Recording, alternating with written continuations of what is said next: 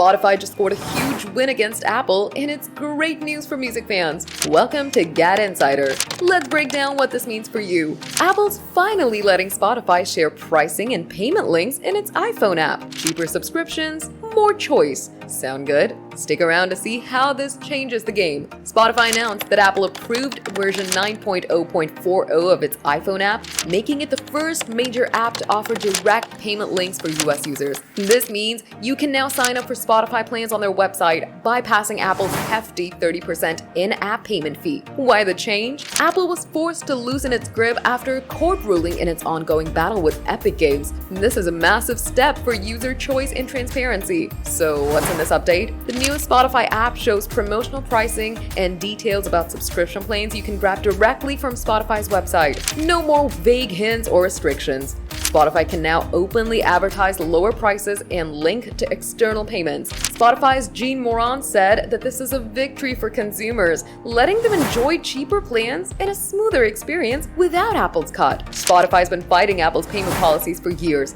calling their 27% external payment fee outrageous. This update breaks those chains, saving users money and giving developers more freedom. And it's not just Spotify. Patreon and Epic Games are jumping on board with their own external payment systems. This could spark a wave of apps ditching Apple's fees, shaking up the App Store's dominance. If you're a Spotify user in the US, update your app now to check out these new payment options. You could save big on your subscription. Will more apps follow Spotify's lead? Let us know in the comments. Do you think Apple's losing its grip on the App Store? That's the latest on Spotify's game-changing win over Apple. If you're excited for cheaper subscriptions, smash that like button, subscribe to GadInsider, and hit the bell for more tech news.